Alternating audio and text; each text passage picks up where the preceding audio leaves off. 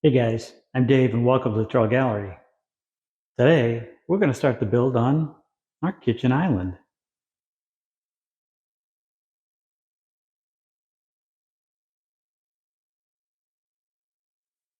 Let me start off by saying that I'm clearly not building the entire kitchen island, partly because I'm working with a contractor and they have limits to what they will let me do before we actually own the house. And I also have some limits in my shop.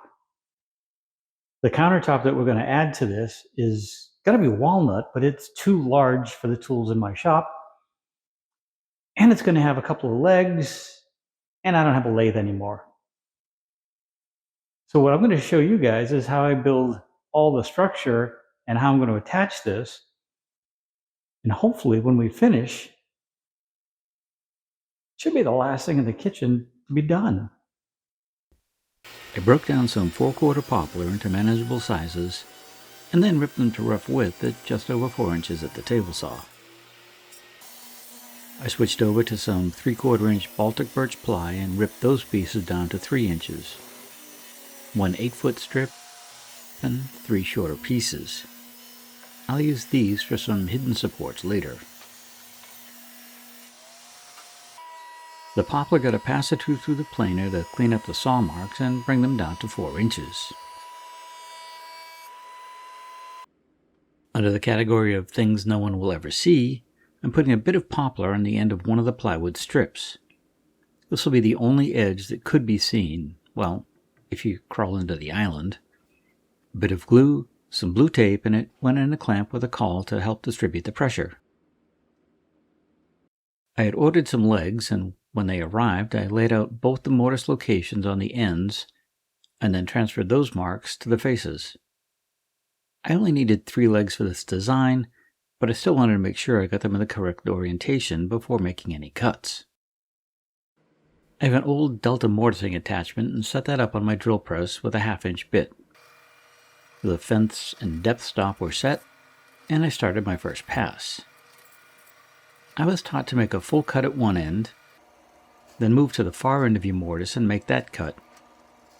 With the ends defined, you can go back and clean out the stock in the middle. This ensures that your end stays square. If you go from one side to the next, the bit can deflect, leaving you with a tapered end, and, well, nobody wants that. With the first mortise cut, I rotated the leg and repeated the process for the next pass. I had set my depth stop to allow the 2 mortises to intersect. This extra space allows any excess glue to safely escape rather than push my joints apart from hydrostatic pressure. Before cutting my tenons, the apron needs to be cut to length.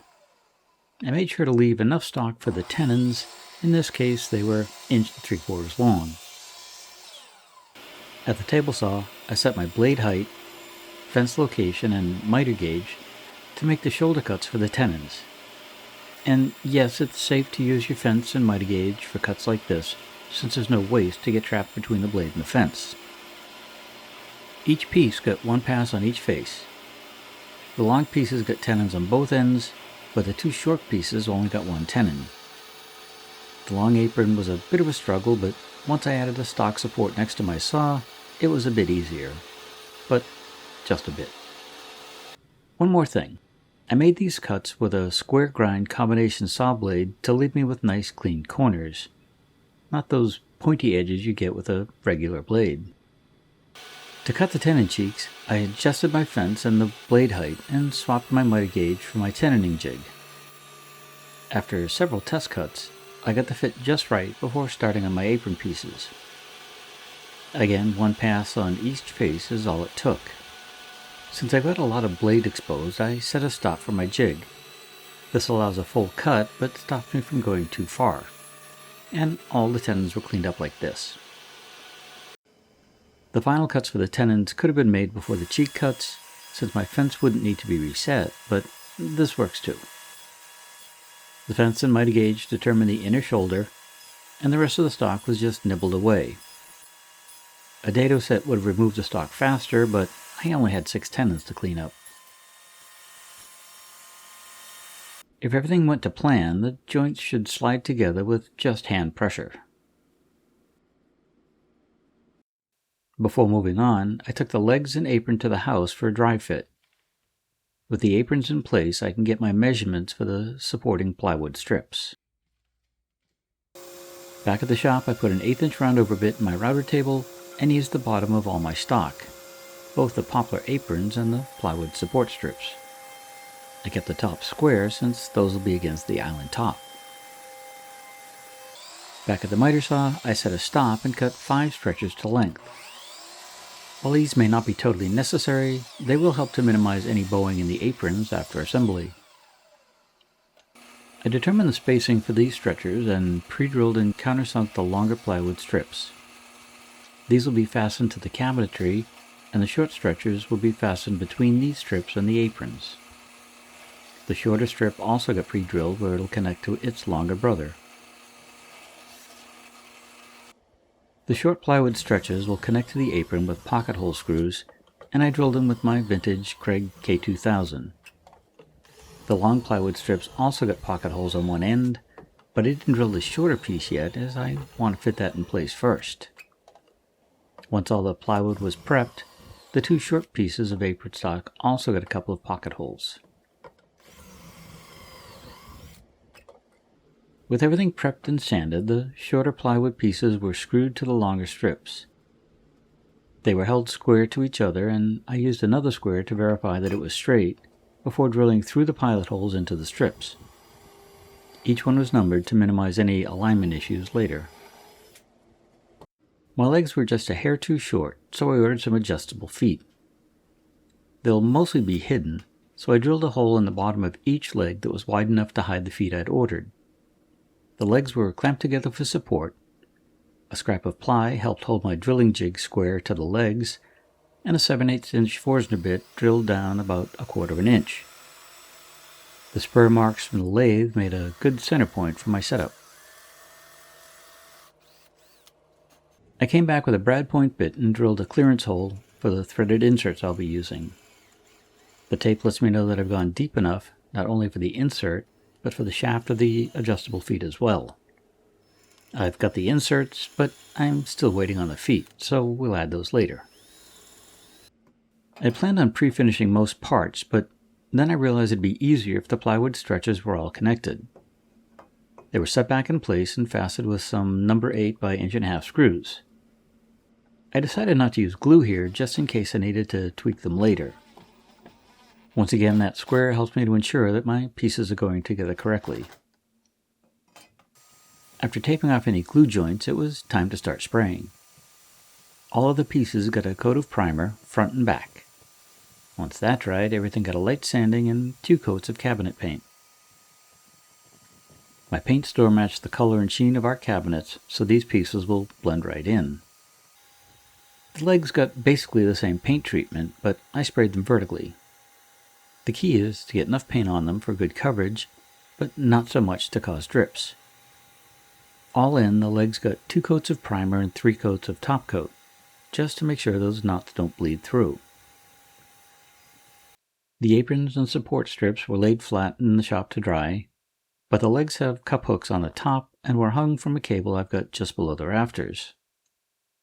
Once the paint had time to dry, all the tape could be removed and it's time to add the feet. I'm using these short threaded inserts and I drive them home with the included Allen wrench. Once the insert is set, I get threaded in the small feet that I had ordered. I'm going to assemble the aprons in stages.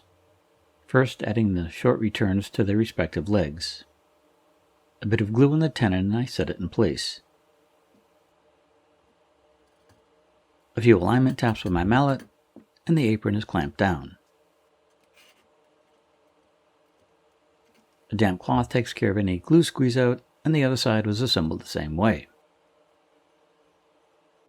Once those had time to dry, it was time to add the mid-length apron. It was glued and tapped in like before, then I repeated the process for the opposite leg. A pair of pipe clamps draws the joint tight, and any squeeze out was cleaned up and it was left to dry. After lunch, I took my parts over to the house and the long apron was added like the rest. I just used a really long clamp for this. While the glue was drying, I used the time to secure the short aprons to the island. It's a tight fit setting those pocket hole screws, so I switched to an angled driver to set them in snug. The opposite corner was set the same way, and I made sure to keep the top of the aprons flush with the top of the cabinets. I checked the height of each leg before moving forward and adjusted the feet as necessary. Now it's time to set the long support piece in place, snug to the far short apron, and mark it for its final length. I had my miter saw set up outside and cut it there. To secure this in place, I pre-drilled some mounting holes with my older countersink bit. I started a screw in each location, switched to a shorter driver bit, and set the pieces in place. After driving in all the face screws, I added 2 more pocket hole screws at the far end. I repeated that process for the short support piece and secured that with a few more screws, including 2 that connect the 2 support strips together. I used my clamps to pull the apron in tight to the support strips and connected them with more pocket hole screws. It didn't look quite right. That long apron was a bit wonky. I released the pocket hole screws and checked the island for square. Yep, it was out nearly ½ an inch. Looks like I'll be replacing those short support strips on the long side. I'm glad I didn't glue them in. While the paint on the new short strips is drying, I thought I'd double check the lengths I'd need. Those new strips are going to vary by about 5/16 of an inch. Once the new support strips were installed, the stretcher is straight and I checked the entire assembly for square. I've reduced the error to just about 1/16 of an inch, and I could live with that. The top isn't ready yet, but I thought I'd take the time to add the figure 8 tabletop fasteners. To start, I used a 3/4 inch Forstner bit to drill a shallow recess in the side apron. It's located off-center and drilled just deep enough to bury the connector. Once all the locations are drilled, I came back and used the center point to drill a pilot hole for each screw. Again, with all the pilot holes drilled, I came back with my chisel and opened up the recess. This will allow the figure 8 fasteners to pivot side to side as needed when the top expands and contracts. These fasteners have a small side and a large side, more like a snowman than a figure 8. Each of those has a recess for the included screws, so I can secure the small end to my apron, and the large side will be attached to the top later. On the long side, I place the fasteners on the stretchers and not the apron. These will allow the top to move while not causing the apron to bow. I also added a few spacer blocks to the cabinets since they're built a little differently. The blocks bring the fasteners up to the level of the cabinet top, and they'll allow me to connect the top by removing those drawers. Once the top is ready. Well, it's only been a month, but I picked up my top from my friend over at Craftsmen Supply. I know it's cheating, but he's got larger machines than I do, including a wide belt sander. And this thing measures just about 48 inches by 96 inches and is 1 1/4 inches thick. The bottom got a final sanding and a coat of hard wax oil. Now to work on the top. I put an 1/8 inch round over my palm router and eased the edges, including the corners. Once that was done, I misted the top with water to raise the grain and let that dry. Then I came back and sanded the entire top and edges to 150 grit. I just hope that's fine enough. Next, the top was blown off, then wiped down with a microfiber cloth. And because I'm twitchy, I gave it one more wipe down with my bare hands, just to make sure there's nothing on the surface. After mixing up a batch of hard wax oil, it was time for the magic. I poured some out and began to work the oil into the walnut with a white 3M abrasive pad. All in, it took about 15 minutes to coat the top. I let that set for a few minutes while I enjoyed a quiet Florida afternoon. Then I could come back with a cotton rag and wipe off any oil that wasn't absorbed. Just make sure to lay your rags out to dry, otherwise they can be a fire hazard. The next day I came back and wiped down the entire surface, again using that 3M abrasive pad. This just got rid of any nibs in the finish. I did have to be careful since Uzi the shop dog was there to keep an eye on my work. I know this is called monocoat, but if one coat is good, two should be better. And this is going in a kitchen. So the next day I applied a second coat like before. Wipe it on, let it set, and then wipe off any excess. The second coat used about half as much finish and went down in less time. The next day the top was taken to the house and my faithful assistant Angelo helped me move it around and set it in place. We did our best to center the top on the island before realizing we needed to lock one corner in place and then work the other corners after that. I drilled a pilot hole through the figure 8 clips before driving in a number 6 screw. Using a 6-inch long Phillips head driver made it easier to work so close to those aprons. Once the first corner was set, we repeated the process for the far corner, locking the top in place. This was awkward to do, let alone record, but let's give it a shot. I pre-drilled, keeping an eye on the tape on the bit. The last thing I wanted to do was to blow through the top at this stage. Then the screw was driven in, pulling the top to the apron. You may not see it here, but we got it done before moving on to the other connectors around the apron.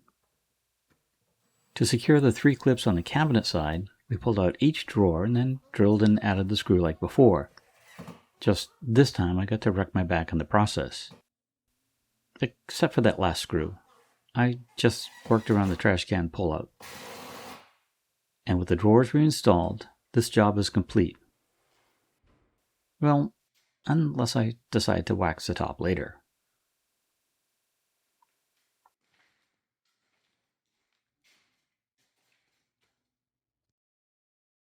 As I expected, the island is pretty much the last thing to be done in the kitchen.